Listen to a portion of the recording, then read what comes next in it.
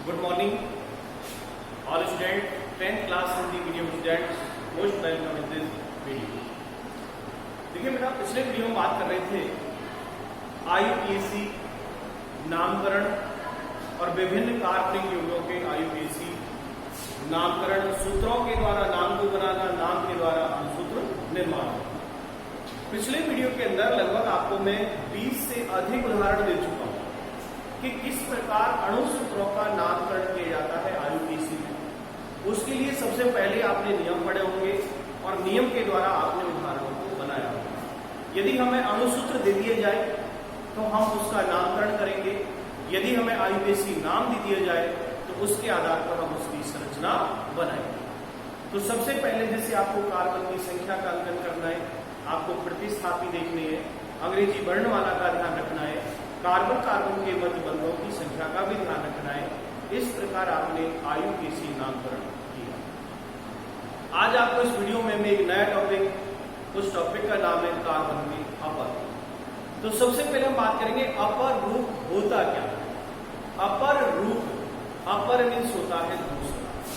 जब किसी तत्व के गुणधर्मों के आधार पर भिन्न भिन्न रूपों, तत्व एक ही है लेकिन चाहे उनके फिजिकल या केमिकल मतलब भौतिक या रासायनिक गुणधर्म भिन्नता लिए हो तो वह तत्व अपर रूप कहलाता। और इस गुण को, अपर रूप के गुण को कहेंगे अपर रूप का। तो देखिए बेटा, आज के वीडियो के अंदर एक नया टॉपिक कार्बन के अपर रूप। पिछले वीडियो में बेटा कंप्लीट हो चुके हैं एल्केन, एल्कीन, एल्काइन। आज का टॉपिक सिंपल है। सबसे पहले हम बात करेंगे अपर रूप की। अपर रूप कहते किसे हैं? इंग्लिश में कहते हैं एलोट्रॉप्स, अपर रूप। यदि आप इसको दो भागों में अपर रूप यानी दूसरा रूप, जब किसी तत्व के दो या दो से अधिक रूप हो तो उनके भौतिक तथा कुछ रासायनिक गुण भिन्न भिन्न होते हैं, इन्हें अपर रूप कहते हैं तथा इस गुण को अपर रूपता कहते हैं। जैसे आपने एक पाठ पढ़ा कार्बन एक रूप बने। आज हम डेली यानी हमारे दैनिक जीवन में देखें, कार्बन के विभिन्न प्रकार के रूपों का उपयोग करते हैं। चाहे हमारा भोजन हो, चाहे हमारे कपड़े हो, चाहे हमारा ईंधन हो, पेट्रोल, डीजल, केरोसिन, कोयला, एलपीजी, सीएनजी, मिठाइयां, वस्त्र, कपड़े, जूते, चप्पल, जितने भी पदार्थ हैं सब कार्बनिक यौगिक। इन कार्बनिक यौगिकों में क्या है? सब में कार्बन। अब आप कहेंगे कार्बन का मतलब काला नहीं होता, दूध में भी कार्बन है। विभिन्न प्रकार के पदार्थ जो कार्बन से मिलकर बने हैं जिन्हें हम कार्बनिक यौगिक कहते हैं। अपर रूप की बात करें तो सबसे पहले हम बात करेंगे इसकी परिभाषा। परिभाषा देखिएगा, मैं आराम से शब्दों 90 तुले शब्दों में बोल रहा हूं, आप आराम से वीडियो को 2 बार चलाएं, सुने और इसका पीडीएफ नहीं डालना। परिभाषा लिखेंगे आप, जब किसी तत्व के दो या दो से अधिक रूप होते हैं, जब किसी तत्व के दो या दो से अधिक रूप होते हैं तो उनके भौतिक तथा कुछ रासायनिक गुण, उनके भौतिक तथा कुछ रासायनिक गुण भिन्न भिन्न होते हैं, इसे अपर रूप कहते हैं तथा इस गुण को अपर रूपता कहते हैं। ठीक है, पीछे रह जाए तो वीडियो को वापस कर लें और दोबारा सुन लें और लिखें। अपर रूपता और अपर रूप बात एक ही है। अपर रूप के गुण को अपर रूपता कहते हैं। अब यहां पर अपर रूप हम किसकी पढ़ेंगे? कार्बन। तो कार्बन के विभिन्न रूप हैं, जैसे आपको मैंने बताया। कार्बन के अपर रूप उदाहरण तो बहुत सारे हैं, लेकिन वास्तव में कार्बन के अपर रूप 2 प्रकार के होते हैं और वो भी कार्बन की संरचना के आधार पर कि कार्बन कार्बन के साथ किस प्रकार बंधों से जुड़े हुए हैं और वो एक निश्चित संरचना बनाते हैं। यदि कोई कार्बन कार्बन परमाणु एक निश्चित व्यवस्था में व्यवस्थित होकर एक निश्चित ज्यामितीय संरचना बनाएंगे तो वो होगा क्रिस्टलीय अपरूप। कैसा होगा? क्रिस्टलीय अपरूप। यदि उसके कार्बन कार्बन परमाणु की एक निश्चित व्यवस्था है, उसकी ज्यामितीय संरचना निश्चित है, तो वो पृष्ठीय अपरूप होगा। यदि किसी संरचना के अंदर कार्बन कार्बन की जो व्यवस्था है उसकी ज्यामितीय संरचना निश्चित नहीं है, तो वो कहलाएंगे अक्रिस्टलीय अपरूप। जो उदाहरण से हम देखेंगे, तो सबसे पहले मैं इसका एक चार्ट बना के बता देता हूं, फिर हम इसकी डेफिनेशन देखेंगे और मैं हम पढ़ेंगे पृष्ठीय अपरूप, जिसमें बात करेंगे बीटा ग्रेफाइट है खुद सीधा टॉपिक है आज का। तो देखिए बेटा, कार्बन के अपरूप दो प्रकार के होते हैं। अपरूप आर टू टाइप्स। नंबर 1 क्रिस्टलीय अपरूप और दूसरा होता है अक्रिस्टलीय अपरूप। देखिए, अपरूप का मतलब निश्चित है, गुणधर्मों में तो भिन्नता है, लेकिन बना हुआ तो कार्बन का है। क्रिस्टलीय, क्रिस्टल एक निश्चित संरचना होती है, चाहे वो घनाकार हो, पंचकोणीय हो, चतुर्भुज हो, एक निश्चित ज्यामितीय संरचना है तो वो क्रिस्टल रूप में होगा, और यदि निश्चित संरचना नहीं है तो वो अक्रिस्टलीय होगा। क्रिस्टलीय अपरूप के अंदर यानी इसकी हम परिभाषा लिखेंगे तो क्या कहेंगे? वे अपरूप जिनमें कार्बन कार्बन परमाणु एक निश्चित व्यवस्था में व्यवस्थित होकर निश्चित ज्यामितीय संरचना का निर्माण करते हैं, जिसे क्रिस्टलीय अपरूप कहते हैं। इसमें कौन कौन से उदाहरण पढ़ोगे आप?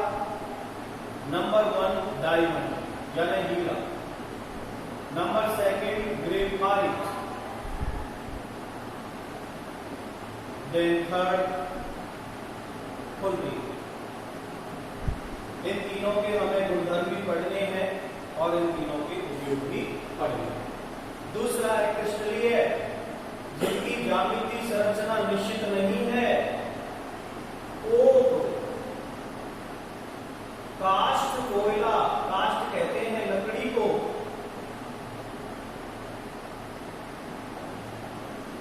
पादप चारकोल, जंतु चारकोल,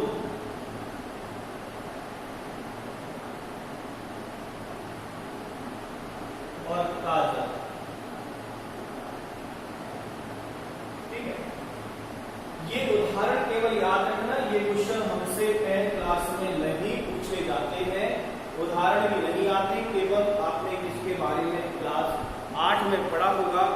पार्ट 8 में दोनों के बारे में है, लेकिन वहां आपसे पूछा जाता है केवल, क्योंकि ये भी कार्बनिक पदार्थ, काष्ठ कोयला, पादप चारकोल, जंतु चारकोल, ये काजल, ये भी कार्बन के ही अपरूप हैं, लेकिन इनमें कार्बन कार्बन परमाणु की व्यवस्था एक ज्यामितीय संरचना नहीं होती, इसलिए इनको नाम दिया जाता है क्रिस्टलीय अपरूप।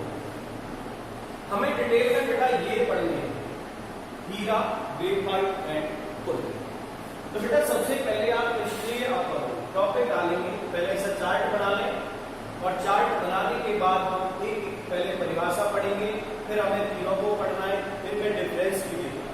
तो पहले आप चार्ट को एक बार देख लें और फिर हम आगे चलते हैं।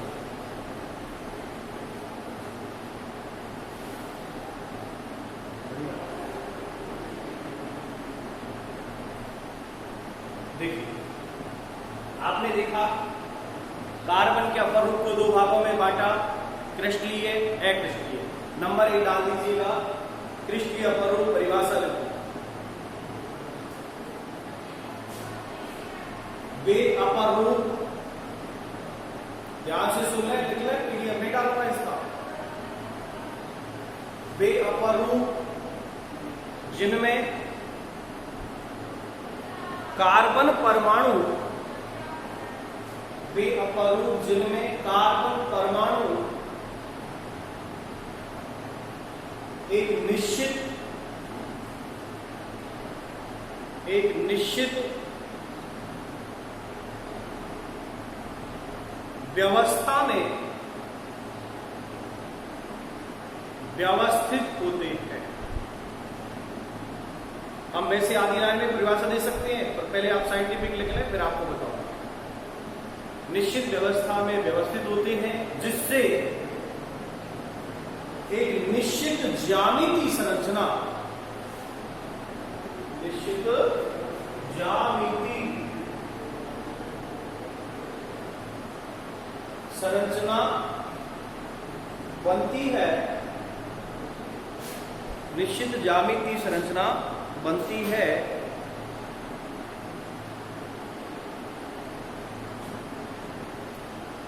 इस प्रकार की संरचना को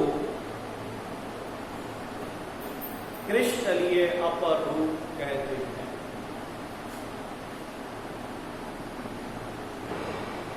उदाहरण हीरा, ग्रेफाइट, खुरदरी। हीरा, ग्रेफाइट, खुरदरी। ठीक है, तो यहां हम डिटेल पढ़ेंगे इनका। यहां आप परिभाषा उदाहरण लिख छोड़ देंगे। एक क्वेश्चन लिए एक लाइन की परिभाषा लिख लें, केवल एक लाइन, और लिख लें उसमें वे अपरूप जिनकी ज्यामिति संरचना निश्चित नहीं होती। जैसे कृष्णीय में एक लाइन कह सकते हैं कि वे अपरूप जिनकी ज्यामिति संरचना निश्चित होती है कृष्णीय अपरूप कहलाते हैं। आधी लाइन में काम हो गया। लेकिन वो ज्यामिति संरचना है किसकी? कार्बन कार्बन परमाणु की, जिसमें एक निश्चित बंध बनाते हुए वो व्यवस्थित होते हैं।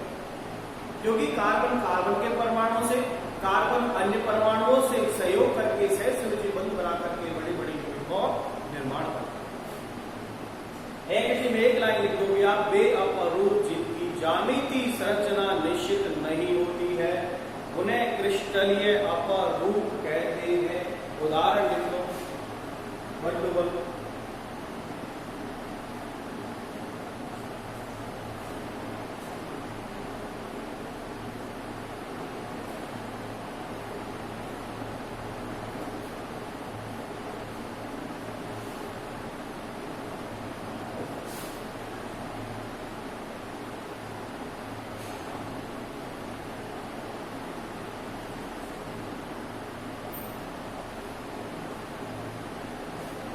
क्लियर? उदाहरण के लिए अब इसके बारे में आपको ज्यादा ध्यान नहीं देना, पढ़ने की बात करते हैं। क्वेश्चन यहां से बनता है, कभी क्रिस्टलीय अपरूप की परिभाषा भी नहीं पूछी जाएगी। मैंने कहा पार्ट 4 नंबर का है, क्वेश्चन एक ही आएगा। तो पार्ट के अंदर बहुत सारे टॉपिक की बहुलक भी है, इसमें प्लास्टिक भी है, IUPAC भी है, कार्बन की विशेषता भी है, और छोटी छोटी परिभाषाएं जो आपको मैं लिखा। पार्ट काफी बड़ा है, तो आपसे क्वेश्चन मोस्ट यहां से बनता है कि हीरा, ग्रेफाइट, खुरदरी। क्योंकि पेपर के अंदर कुछ क्वेश्चन सरल भी आते हैं, ये क्वेश्चन सरल है। हीरा ग्रेफाइट में अंतर पूछ ले ताकि ये कमजोर बालक भी आसानी से लिख सके। ग्रेफाइट, खुरदरी के बारे में पूछ ले तो आपको तरीके से समझना है। मैं सबसे पहले बात कर रहा हूं हीरा। टॉपिक डालेंगे आप हीरे के गुणधर्म।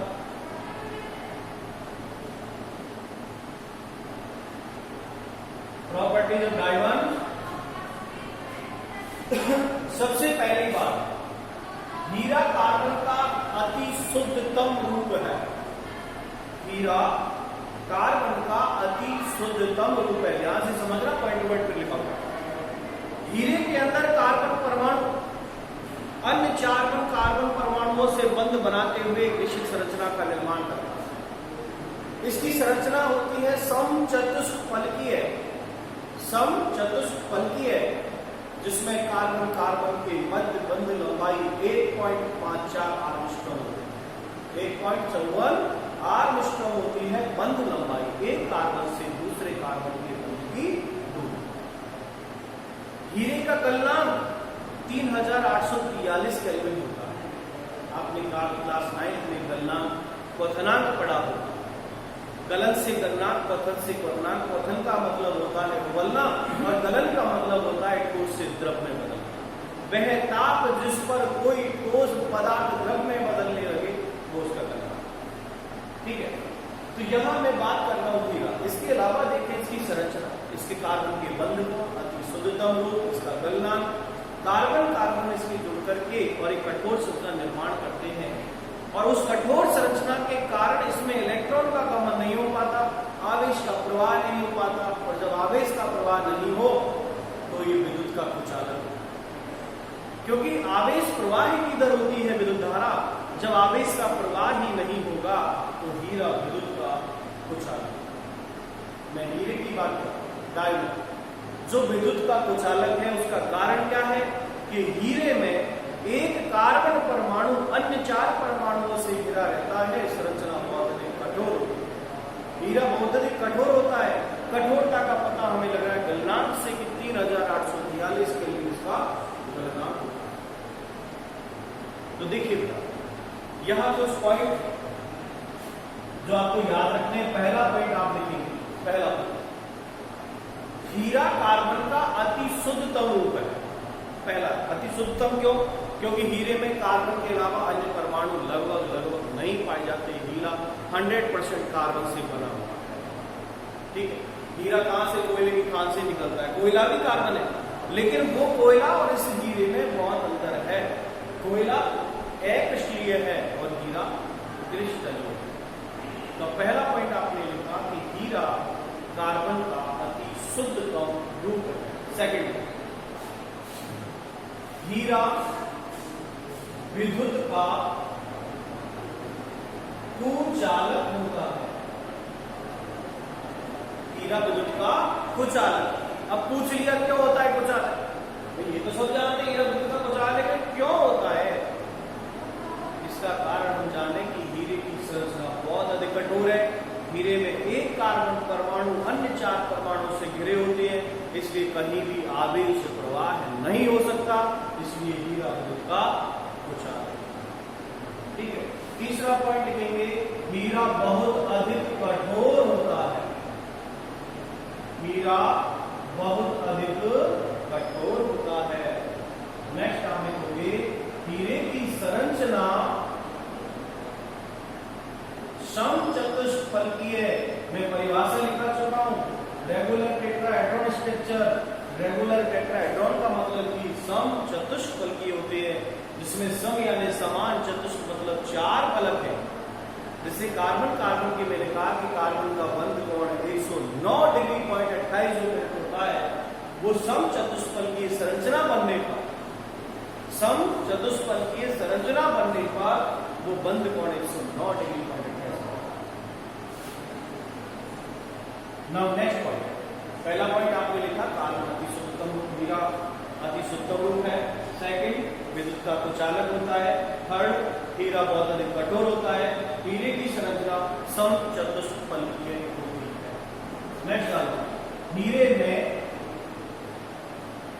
कार्बन कार्बन के मध्य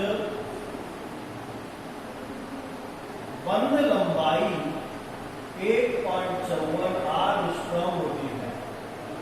आर्मस्ट्रॉन्ग का मतलब होता है 10⁻⁻10 मीटर। कार्बन कार्बन के मध्य बंध लंबाई 1.54 आर्मस्ट्रॉन्ग होती है। नेक्स्ट एक पॉइंट और देखेंगे, हीरे का गलनांक,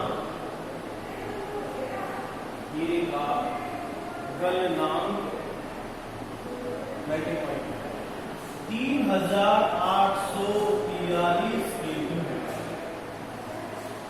हीरे का गलनांक यानी इसका मतलब इसको भात्या भट्टी में भी नहीं पिघला सकते, क्योंकि भात्या भट्टी का तापमान होता है लगभग 1770 केल्विन तक, जिस पर लोहा पिघल जाता है।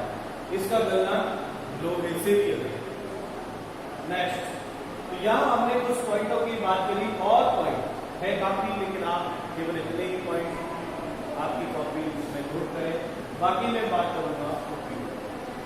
हाँ, एक और लिख लेना, हीरे में एक कार्बन परमाणु, हीरे में एक कार्बन परमाणु अन्य 4 परमाणुओं से घिरा होता है, अन्य 4 परमाणुओं से घिरा होता है, अर्थात इनके परमाणुओं के मध्य प्रबल सहसंयोजी बंध होते हैं। ये ध्यान रखना बेटा हमेशा कि कार्बन सहसंयोजी बंध बनाता है, कार्बन आयनिक या उत्सर्जक बंधों का निर्माण नहीं करता है। तो कार्बन के अंदर जो हीरे के अंदर जो कार्बन है वो प्रबल सहसंयोजी बंध से जुड़े हैं, इसलिए हीरा कठोर भी होता है और विद्युत का कुचालक भी होता है। कभी ऐसा क्वेश्चन पूछ ले तो आप यही देखिए उसमें हीरा विद्युत का कुचालक क्यों है, हीरा कठोर क्यों है। तो दोनों ही बातों में आप ये लिखेंगे कि हीरे के अंदर एक कार्बन परमाणु अन्य 4 परमाणुओं से घिरे होने के कारण इसके मध्य प्रबल सहसंयोजी बंध होते हैं, इसलिए हीरा विद्युत का कुचालक भी है, हीरा बहुत अधिक कठोर भी है। नेक्स्ट लिखोगे ओपियम।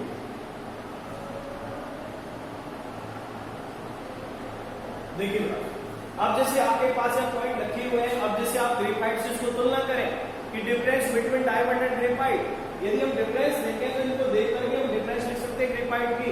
जैसे यहाँ मैंने लिखा विद्युत का कुचालक तो ग्रेफाइट सुचालक है, यहाँ मैं लिख रहा हूँ कठोर, ग्रेफाइट नरम है, यहाँ मैंने लिखा समचतुष्फलकीय है, ग्रेफाइट षटकोणीय फलकदार होता है, षटकोणीय 6 कोण वाला।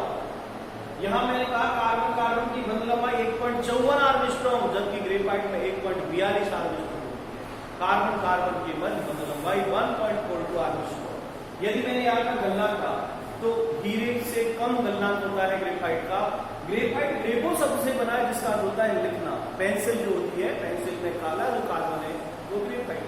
तो हम इन पॉइंटों को देखकर भी ग्रेफाइट को तुरंत याद कर पाते हैं, और जब हीरा ग्रेफाइट को देख लिया तो हम क्लोरीन के बारे में आसानी से लिख सकते हैं। बेटा जब भी आप एक क्वेश्चन को पढ़ने बैठे दूसरे को पढ़े तो उससे तुलना करें, अपने आप आपको बहुत सारा को याद। नेक्स्ट नंबर देखिए, केवल हीरा ही ऐसा पदार्थ है जो कांच को काट सकता है, बाकी कांच काटने की कोई कैंची नहीं आती। जिस पेंसिल के द्वारा वो काटता है कांच को, वो पेंसिल हीरे की बनी होती है। क्यों? क्योंकि हीरा बहुत अधिक कठोर है। आपने किसी व्यक्ति को, काम करने वाले को या कांच काटने वाले की दुकान पर देखना, वो हीरे की पेंसिल के द्वारा निशान लगाकर कांच को काटे। इसके अलावा देखिए हम पत्थर काटने की जो शा मशीनें हैं या पत्थर घिसने की जो प्लेट आती है उनमें दाने होते हैं, वो भी सब दाने ग्रेफाइट हीरे के होते हैं। हीरा बहुत अधिक, चाहे पत्थर काटना हो, कांच काटना हो, बड़ी शा मशीन है, सब में हीरे का उपयोग किया जाता है। इसके अलावा हमारी ज्वेलरी जो आभूषण है, उन आभूषणों में भी ग्रेफाइट हीरे का बहुत अधिक महत्व है। पहला पॉइंट उपयोग में नंबर 1, हीरे का उपयोग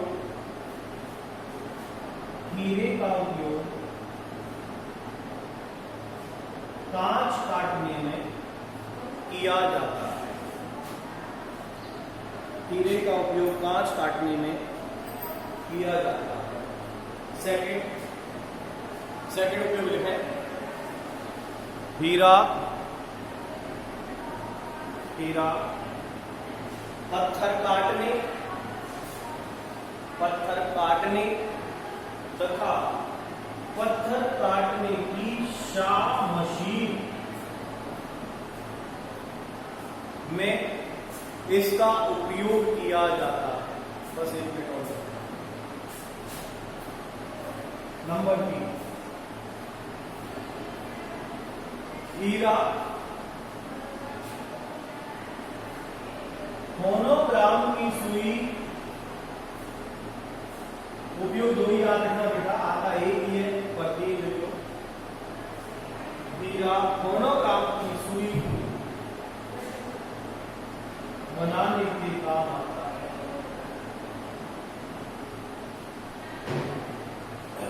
ठीक है बेटा, तो आज हमने इस वीडियो के अंदर कार्बन के अपर रूप के उदाहरण, हीरे के गुणधर्म और उसके उपयोग की बात। नेक्स्ट वीडियो के अंदर मैं हीरे के बाद ग्रेफाइट और क्लोरीन की बात करूंगा, उनके गुणधर्मों की बात करूंगा, उपयोग की बात करूंगा। तो आज के वीडियो में आपने जो सीखा उसको सबसे पहले वीडियो को सुनते हुए आपको हेयर काम करना है। हेयर काम करने के बाद उसको आप रफली प्रैक्टिस करें और पढ़ते जाएं। पढ़ेंगे तो बहुत अच्छा होगा, नहीं पढ़ेंगे तो मेरा तो कुछ भी नहीं है बेटा, नुकसान आपका ही होगा, ध्यान रखना। ठीक है, मैंने तो मेरा वीडियो बना दिया तो मेरा काम हो गया। ठीक है, आपकी प्रॉब्लम है, पढ़िए, घर रहिए, सुरक्षित रहिए, मस्त रहिए। Thank you very much. घर नहीं बेटा, स्कूल भी आना है। आप स्कूल भी आए और स्कूल आकर आपके डाउट क्लियर करें, समझें और फिर घर जाएं, फिर डाउट और सब। ठीक है, आज के लिए वीडियो में इतना ही। Thank you very much.